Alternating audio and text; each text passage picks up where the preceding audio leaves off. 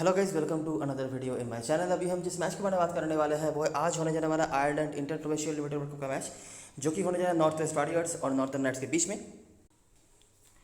तो ये फिक्सचर पहले भी हो चुका है, मतलब सेकंड जो लास्ट मैच डे था वहाँ पर ही इन दोनों टीमों के बीच में मैच हो चुका है। और आपको पता ही होगा कि ये वहाँ पर नॉर्दर्न नाइट्स को बहुत ही बुरी तरीके से हराया था नॉर्थ वेस्ट वॉरियर्स की टीम ने। लेकिन इस बार अलग होगा कि ये ग्राउंड अलग है। वो मैच हुआ था बेलफास्ट में, जो कि नॉर्थर्न नाइट्स का घर था, और ये होने जा रहा है ब्रेडी में, जो कि है नॉर्थ वेस्ट वॉरियर्स का घर। तो अलग क्या होगा? अलग वही होगा जो बेलफास्ट में नहीं अवेलेबल है। वो सब चीज़ें हमें यहाँ पर देखनी पड़ेंगी। और इस ग्राउंड के बारे में तो जो भी चीज़ें हमने वहाँ पे बताई थी हेड टू हेड में परफॉर्मेंस के बारे में, वो चीज़ हम यहाँ पे रिपीट नहीं करेंगे। जो जो चीज़ नया है उसी के बारे में बातें करेंगे, क्योंकि फालतू में वही चीज़ जो 2 मैच डे पहले ही हमने बताया था, डिस्कस करा था, वही फिर से बता के वीडियो लंबा करने का कोई मतलब बनता नहीं है। फिर से आप यूके में मैचेस देख रहे हो, मैचेस खेल रहे हो, तो आपको ये फेस करना ही पड़ेगा कि बारिश के आसार हैं, लेकिन कम है। अनफॉर्चुनेटली यहाँ पर आपको हो सकता है टॉस वगैरह ऐसे देखने को मिल जाए। बीच में हो सकता है कि आधा घंटा 1 घंटे का बारिश हो, मैच थोड़ा छोटा ही हो, मतलब बहुत छोटा नहीं लेकिन फिर भी थोड़ा छोटा अगर होना चाहे तो हो सकता है। लेकिन मैच यहाँ पर मुझे लग रहा है पूरा होगा और रिजल्ट भी आपको देखने को मिल जाएगा। तो यहाँ पे बारिश का कोई इफेक्ट वगैरह नहीं पड़ना चाहिए अभी के लिए, मुझे जो दिख रहा है। लेकिन फिर भी देखते रहना, वेदर है, चेंज हो सकता है, कुछ भी हो सकता है। कल भी आपने देखा था, मतलब हमने तो सोच ही लिया था कि मैच नहीं होगा, लेकिन मैच हुआ भी, और क्या ही कमाल का गया था। मतलब मैंने तो आपको कह ही दिया था कि ब्लाइंडली कैप्टन बना देना मैककार्थी को, अगर आपको पता चले टॉस। लेकिन आपको टॉस पता नहीं था, तो ऐसी सिचुएशन में आपको क्या करना पड़ता है। आज के मैच में ये काम पे नहीं आएगा, लेकिन मैं बहुत सारे लोग ऐसे कह रहे थे कि भैया हमें तो टॉस पता नहीं चला, नहीं तो हम मैककार्थी को कैप्टन बना ही देते, आपने बताया था। तो मैं आपको बता दूं ऐसी सिचुएशन में क्या करना चाहिए, ठीक है। अगर आपको लग रहा है कि मैच होगा लेकिन लेट होगा, जो डेडलाइन दिया है ड्रीम 11 ने उसके बाद होगा, तो आप क्या करेंगे, 2 टीम कम से कम बना के रखो, 2 सिनारियोज के लिए। अगर आप स्मॉल लीग खेल रहे हो, इवन ग्रैंड लीग के लिए भी आप ये मतलब स्ट्रक्चर अप्लाई कर सकते हो, ठीक है। एक अगर जो टीम आप सोच रहे हो, समझ लीजिए कल के मैच में अगर आपको एग्जाम्पल दूँ, तो एक अगर लेस्टर लाइटनिंग पहले बॉलिंग करे और एक अगर लेस्टर लाइटनिंग पहले बैटिंग करे, इस हिसाब से, ठीक है। और ऐसी स्मॉल लीग लगाओ, और कम से कम 3-4 मेंबर लगाना, नहीं तो फ़ायदा नहीं होगा, और ऐसे खेलने की कोशिश करो, ठीक है। बड़ी लीग के लिए ये मैचेस बहुत ही अच्छे होते हैं। मेरा पर्सनली कल जीएल मिस हुआ है, अभी मैच नहीं हुआ तो क्या ही कर सकते हैं। और बहुत लोगों के मैसेज आए थे जिन्होंने वीडियो देख के टीम बनाया था, और बहुत ही अच्छा रिजल्ट जा रहा था। मैंने एक भी ऐसा नहीं देखा जिसका रैंक 1 से अलग कुछ हो, तो बहुत ही अच्छा जा रहा था। लेकिन अनफॉर्चुनेटली कुछ कह नहीं सकते। आप भी कमेंट बॉक्स में बता सकते हो कि अगर आपने खेला होगा ये मैच तो आपका कैसा जा रहा था। स्टार्ट करते हैं इस मैच की एनालिसिस। ये मैच होने जा रहा है ब्रेडी क्रिकेट क्लब, जो कि माघेबनसन में है, जो कि ब्रेडी में है।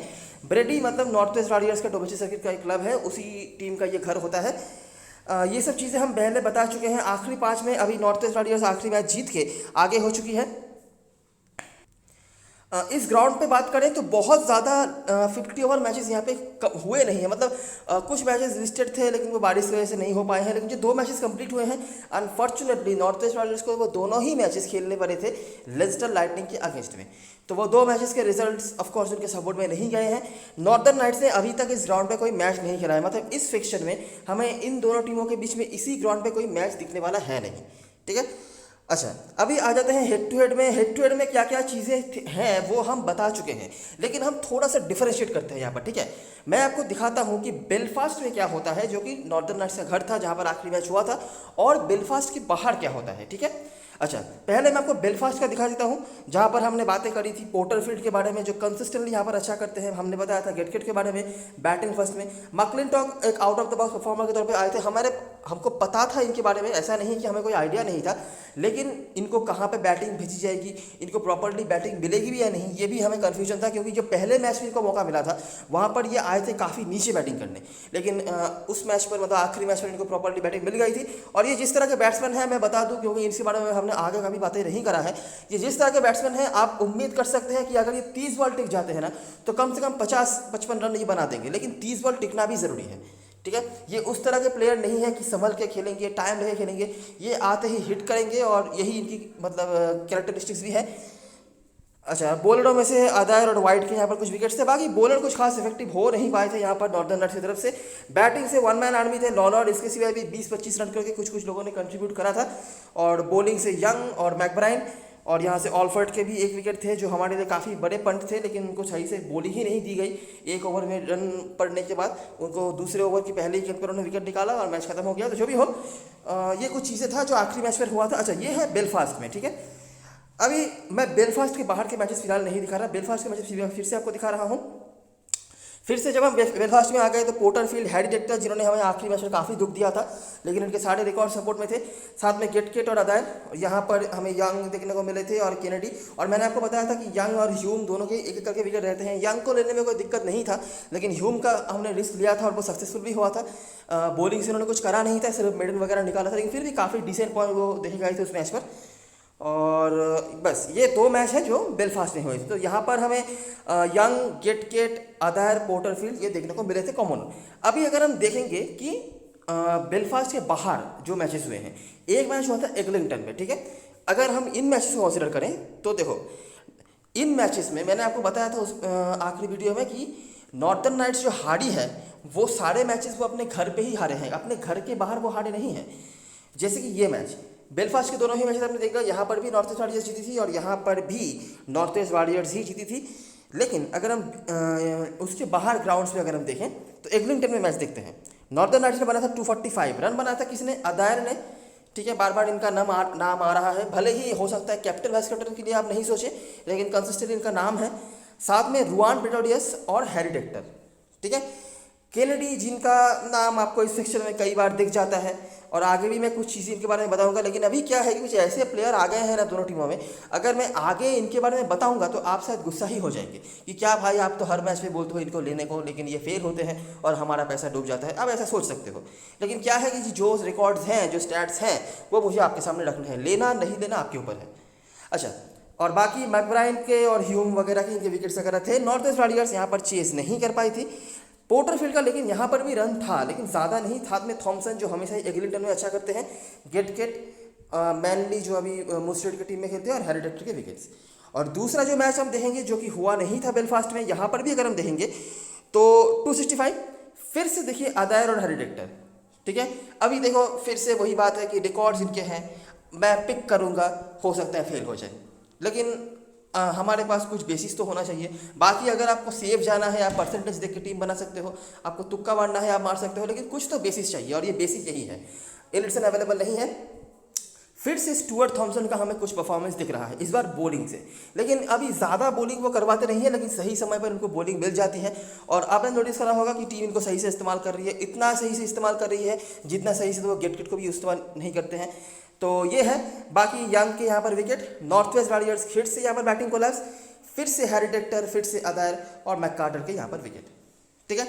तो बेलफास्ट के अगर हम मैचेस को इग्नोर करें तो कुछ नाम हमें देखने को मिले हैं कंसिस्टेंटली। एक तो है स्टुअर्ट थॉमसन, दूसरे हैं हैरी टेक्टर, तीसरे हैं मार्क अदायर, और उसके बाद यंग के भी एक एक करके विकेट हैं, उतना ज़्यादा कुछ नहीं, ठीक है। गेटकेट का एक मैच में 3 विकेट था, केनेडी का भी एक मैच में 3 विकेट था, तो ऐसा, ठीक है। ये है बेलफास्ट के बाहर। अभी देखिए इस ग्राउंड में तो मैचेस हुए नहीं, और बेलफास्ट के जो मैचेस हैं वो तो आपने देख ही लिए थे, जहाँ पर हमने कॉमन परफॉर्मेंस क्या थे बता दिए हैं, ठीक है। विलियम पोर्टरफील्ड, बेलफास्ट के जो मैचेस हमने जितने भी देखे थे, सिर्फ ये 2 मैच नहीं जो यहाँ पर लिस्टेड है, उसके पहले वाला जो पुराना मैच था 2018 का, वहाँ पर भी उनके रन थे। लेकिन बेलफास्ट के बाहर अगर हम देखें तो सिर्फ एक 30+ का स्कोर, बाकी कुछ नहीं है। कुछ प्लेयर्स होंगे जैसे कि जेरेमी लॉलर, विलियम अपना पॉल स्टर्लिंग, इनकी कोई रिकॉर्ड्स यहाँ पर नहीं है और नहीं भी होना चाहिए, क्योंकि ये पहले खेलते नहीं थे डोमेस्टिक सर्किट में उतना ज़्यादा। लेकिन ऑफकोर्स ये ऐसे प्लेयर हैं जिनको आप छोड़ नहीं सकते। अच्छा, पॉल स्टर्लिंग पिछले मैच में बॉलिंग कराए थे जो हमने एक्सपेक्ट नहीं किया था, और उन्होंने एक विकेट भी निकाला था। लेकिन आज के मैच में क्योंकि ग्रेम मैककार्टर वापस आने वाले हैं, तो हो सकता है कि इनको बॉलिंग नहीं मिले, उनके बारे में आगे बातें करेंगे। तो ये है कुछ चीज़ें जो हेड टू हेड से हम नोटिस कर पा रहे हैं। कुछ छोटी मोटी चीज़ें हो सकती हैं जहाँ पर आप कुछ एक्सपेरिमेंट कर पाते हो। अच्छा, ग्राउंड के बारे में बातें करें। अच्छा, हेड टू हेड में कुछ नहीं है और ज़्यादा कुछ बताने लगे। 4 मैचेस हुए हैं, आपने देख ही लिया, कंसिस्टेंटली कोई नहीं है, और जो है उनका नाम तो आपने देख ही लिया, हैरी टेक्टर, मार्क अदायर, ये सब कुछ नाम है, फिर से देख लेना अगर आपको आप भूल गए होंगे तो। ग्राउंड के बारे में ज़्यादा कुछ नहीं है, 2 ही मैचेस हुए हैं और वो दोनों में से ही मैचेस पूरा नहीं हो पाए थे बारिश के चलते। तो देखते हैं इस ग्राउंड पर हमें क्या मिलता है, ठीक है। ये है आखिरी मैच जो हुआ था यहाँ पर भी बारिश का इफेक्ट आया था। नॉर्थ ईस्ट वॉरियर्स ने यहाँ पर बना था 205। करंट स्क्वाड मेंबर्स में से आपको फिर से देखिए केनेडी का नाम दिख जाएगा, ह्यूम का नाम दिख जाएगा, और मगवायर, इन्होंने भी कुछ रन यहाँ पर बनाए थे पेसर्स के साथ, स्पिनर्स के कुछ विकेट। लेस्टर लैटिन ने बहुत ही आराम से यहाँ पर चेस कर लिया था, जिसमें से एकमात्र विकेट निकाला था मैकब्राइन ने। और दूसरा जो मैच हुआ था यहाँ पर लेस्टर लैटिन ने पहले बैटिंग करी, 271 बना दिए, मतलब रन यहाँ पे बन सकते हैं, आप नोटिस कर सकते हो। अभी आपकी बैटिंग के ऊपर डिपेंड करेगा कि आप कितना अच्छा या बुरा बैटिंग कर रहे हो। फिर से ह्यूम यंग के यहाँ पर wickets, north west warriors chase नहीं कर पाई, स्पिनर्स ने यहाँ पर डोमिनेट करा दूसरे इनिंग्स में, और ह्यूम का यहाँ पर भी विकेट है, रन है। ग्राहम ह्यूम देखा गया है कि इस ग्राउंड पे हमेशा ही अच्छा करते हैं। मैं ये सिर्फ 50 ओवर मैचेस की बात नहीं कर रहा, 50 मैच में तो आपको मैंने दिखाई दिया दोनों ही मैच में ह्यूम का कुछ ना कुछ परफॉर्मेंस है।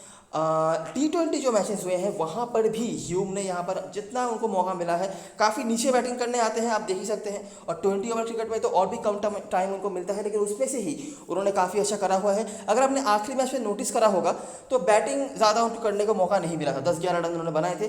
बॉलिंग उन्होंने सही करी थी, विकेट भले ही नहीं मिली हो, अगर उनको वहाँ पर विकेट मिल जाता ना तो आराम से 70 के ऊपर, 70 के आसपास या 70 के ऊपर पॉइंट वो लेके जाते।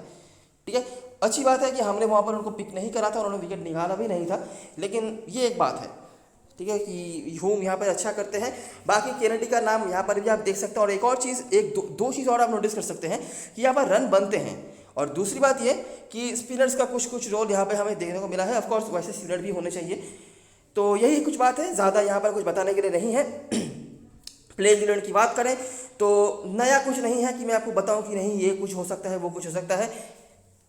लेकिन अगर मैं फिर से रिकॉर्ड्स के बेसिस पे जाऊं तो देखिए, पॉल स्टर्लिंग को आप मिस नहीं कर सकते। जिस तरह के प्लेयर हैं, मल्टीपल टीम्स बना रहे हो, बैकअप टीम बना रहे हो, तो सोच सकते हो आज के मैच में हो सकता है पॉल स्टर्लिंग बॉलिंग नहीं करे, याद रखना।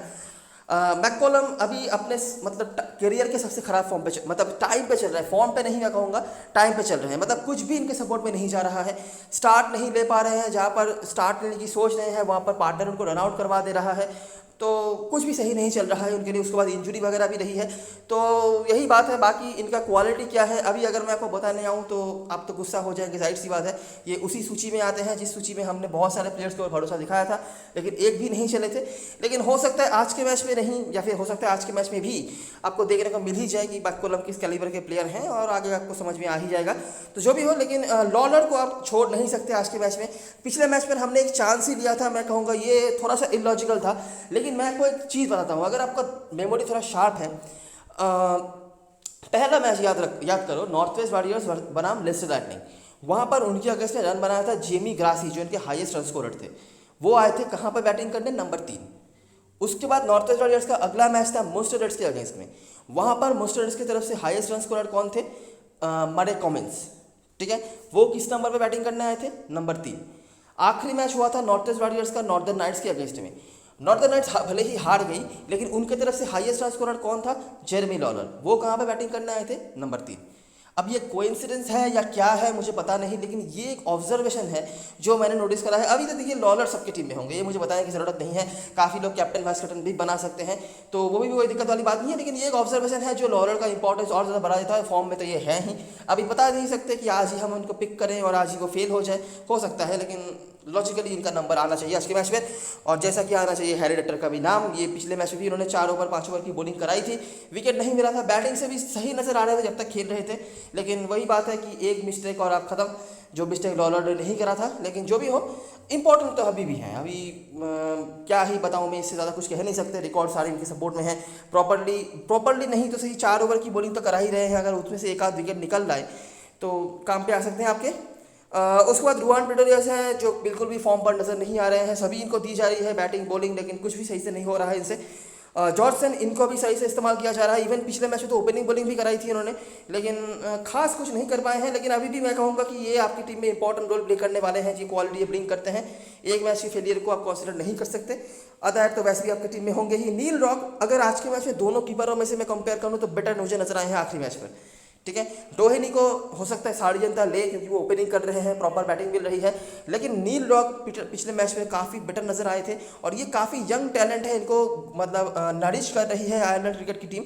आयरलैंड क्रिकेट का जो सर्किट है, टीम मैनेजमेंट है, इनको आप ट्राई कर सकते हैं। रिस्क होगा लेकिन आप ट्राई कर सकते हैं, क्योंकि डोहेनी बिल्कुल भी फॉर्म पर नजर नहीं आ रहे हैं और काफ़ी दिनों से नहीं आ रहे हैं। ठीक है, उसके बाद मैचेट जो बैट्समैन है, लेकिन आते हैं नंबर 9 पर। क्या रोल है मुझे पता नहीं। ग्रेम मैककार्टर जो वापस आने वाले हैं और ऑटोमेटिक चॉइस बन जाते हैं आपकी टीम में, और बेन वाइट। नॉर्थ वेस्ट वाले से बात करें तो देखिए, विलियम पोर्टरफील्ड पिछले मैच में रन बनाया है और आज के मैच में भी काफ़ी सारे लोग, काफ़ी नहीं सभी लोग इनको लेंगे, लेकिन कहीं पे अगर आपको काम करना है तो मुझे लगता है ये एक स्पॉट है जहाँ पर आपको सोच सकते हैं। नेगेटिव क्या है? नेगेटिव ये है कि पिछले मैच से पहले तक भी वो फॉर्म पे नहीं थे, रिकॉर्ड्स भी उनके इस फिक्सचर में बेलफास्ट के बाहर अच्छा नहीं है। और दूसरी बात, आज के मैच में वापस आने वाले हैं ग्रेम मैककार्टर, तो ये भी एक देखने वाली बात होगी कि कैसे उसको हैंडल करते हैं, जो भी काफ़ी अच्छे फॉर्म पर चल रहे हैं, ठीक है। और उसके बाद दोहेनी, जो भी बिल्कुल फॉर्म पर नज़र नहीं आ रहे हैं, लेकिन कीपर सेक्शन में है तो लोग ले रहे हैं और कीपिंग से सही से पॉइंट भी दे रहे हैं, तो कोई दिक्कत वाली बात नहीं होनी चाहिए। एक्सपेरिमेंट करना चाहते हो तो ले सकते हो दूसरे कीपर को भी। उसके बाद मैकब्राइन जो 3 नंबर बैटिंग करने के बाद से एज एन ऑलराउंडर काम पे आ रहे हैं, तो ऑटोमेटिक चॉइस बन जाते हैं आपके लिए। और वैसे भी आपने देखा इस ग्राउंड पे थोड़ा बहुत स्पिन चलता भी है, तो ऑफकोर्स आपकी टीम में मस्ट हैव हो जाते हैं। थॉमसन, बेलफास्ट के बाहर इनका रिकॉर्ड बहुत अच्छा रहा है इस सेक्शन में, बैटिंग से भी और बॉलिंग से भी उन्होंने कंट्रीब्यूट करा हुआ है और कंसिस्टेंटली अच्छा कर रहे हैं, तो आपकी टीम में हो जाते हैं। गेट मैं हमेशा ही कहता हूँ बैटिंग फर्स्ट में आपकी टीम में ज़रूर होने चाहिए। केनेडी एक और प्लेयर जिनका इस ग्राउंड पे बहुत ही अच्छा रिकॉर्ड है, और मैं डोमेस्टिक सर्किट की बातें भी कर रहा हूँ, इस लेवल की भी बातें कर रहा हूँ, लेकिन प्रॉब्लम ये है कि अभी इनको मैनेज कर पाना बहुत मुश्किल हो जाएगा। मैकलिंटॉक, उसके बाद ये एक और प्लेयर जिनको आप मैनेज नहीं कर पाएंगे ऑलराउंडर सेशन में है, क्योंकि ह्यूम मेरे लिए मस्ट हैव है आज के मैच में, और हो सकता है कि मेरी टीम में सेफेस्ट कैप्टन यही बने, क्योंकि इस ग्राउंड पे हमेशा ही ह्यूम कुछ ना कुछ बेटर करते हुए पाए गए हैं। और जैसी बैटिंग चल रही है नॉर्थ ईस्ट वॉरियर्स की, इनके पास बैटिंग भी सही से आ जानी चाहिए, क्योंकि मैककार्टर वापस आने वाले हैं, तो ये एक बहुत बड़ा बूस्ट होने वाला है नॉर्दर्न नाइट्स की बॉलिंग में। उसके बाद अगर हम नीचे आएंगे, पिछले मैच में बॉयड्रेंट को खिलाया नहीं गया था, मगवार को खिलाया गया था, है तो ये ओपनिंग बैट्समैन, लेकिन आ रहे हैं नंबर 9-10 पर बैटिंग करने, थोड़ी सी बॉलिंग मिल रही है, क्या ही रोल है मुझे नहीं पता, बस इग्नोरेबल प्लेयरों में लिस्ट में ये भी आ जाते हैं। और क्रेग यंग, जो भी 2 सीज़न पहले तक इस ग्राउंड पे अपना होम शेयर करते थे, अभी उनका क्लब बदल चुका है। 2 प्लेयर्स कॉनर ऑल्फर्ट और क्रेग यंग के ये घर है, ठीक है, लेकिन क्या है कि कॉनर ऑल्फर्ट इस ग्राउंड पे बहुत ही बढ़िया बॉलिंग करवाते हैं, मतलब अगर आप इनकी देखेंगे फिगर्स को तो आपको दिखेगा कि बहुत ही बढ़िया बॉलिंग करवाते हैं, लेकिन विकेट्स इनको ज़्यादा नहीं मिलते हैं majority ऑफ द टाइम्स। कुछ मैचों में ऑफकोर्स ज़्यादा विकेट भी निकाले हुए हैं, लेकिन एक चीज़ जो कंसिस्टेंट रहता है ना इनका बॉलिंग में, वो है कि ये इकोनॉमिकल काफ़ी रहते हैं, और इस कंडीशंस में ये बहुत ही लीथल बॉलर माने जाते हैं। विकेट टेकिंग के मामले में नहीं कह रहा हूँ, विकेट शायद इनको नहीं मिले, 1 या 2 ही मिले, लेकिन काफ़ी लीथल है। अगर ये 1 विकेट भी निकालते हैं ना, तब भी आप समझ लो कि 37-35 के ऊपर पॉइंट्स ये देखे जाएंगे मिडन वगैरह निकाल के, ठीक है। प्रॉब्लम यही है कि इनको मैनेज कर पाना मुश्किल होगा, क्योंकि ऑलरेडी ग्रेम मैककार्टर क्योंकि वापस आने वाले हैं, तो यही एक प्रॉब्लम है। लेकिन बॉलिंग फर्स्ट जो भी टीम करेगी, मतलब अगर समझिए नॉर्दर्न नाइट्स बॉलिंग करे तो ग्रेम मैककार्टर को ले लेना, और अगर नॉर्थ वेस्ट वॉरियर्स पहले बॉलिंग कर रही है ना, तो एक चांस इसके ऊपर ज़रूर आप ले सकते हो, चांस होगा, लेकिन ये याद रखना।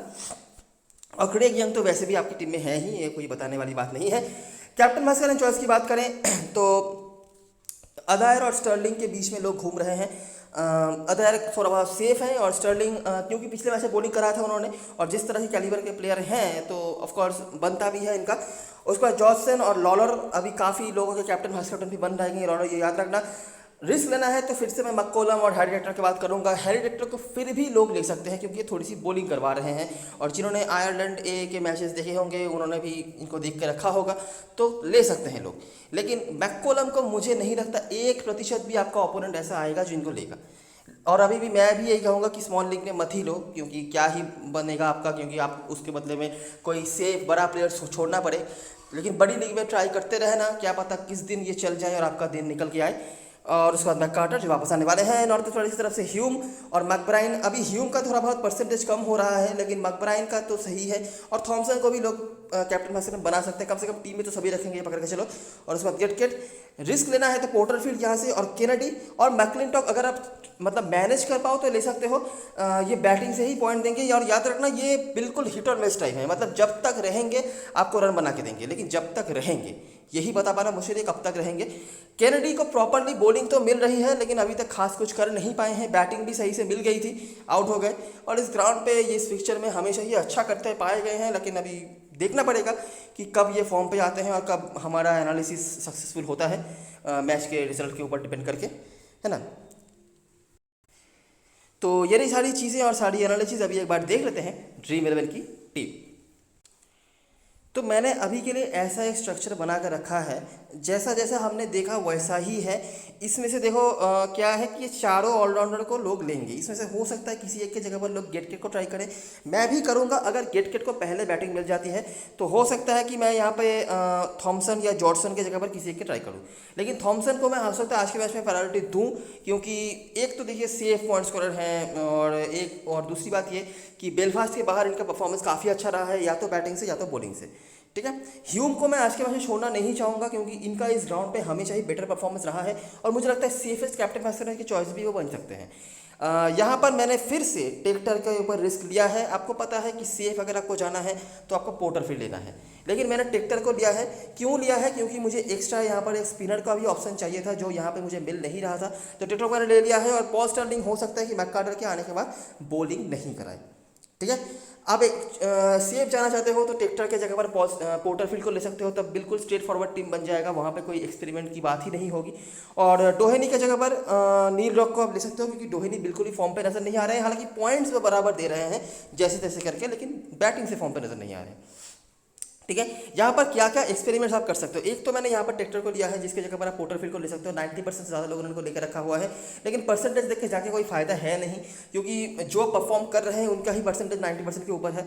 इसके बाहर किसी ने परफॉर्म करा नहीं है तो लोग ले भी नहीं रहे हैं। ग्राहम केनेडी एक ऑप्शन है, और इनको प्रॉपरली बॉलिंग भी मिल रही है, कम से कम 4-5 ओवर तो मिल ही रहा है। देरी यही है कि ये कब बॉलिंग से परफॉर्म करेंगे, और बैटिंग जितना उनको मिल रहा है वहाँ पर भी कम से कम 20-25 रन बना देंगे, तब आपके लिए काफ़ी काम पे आ सकते हैं।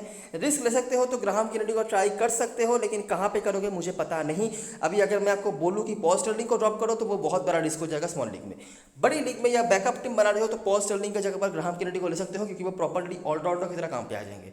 ठीक है, बड़ी लीग के लिए मैककोलम भी मैंने आपको बता के रखा है, और यहाँ पे मुझे कुछ खास दिख नहीं रहा है। ऑलराउंडर सेक्शन में ह्यूम मेरे टीम में आज होंगे, अदायर तो वैसे भी है। जॉर्डसन और थॉमसन में से आप हो सकता है कुछ सोचो।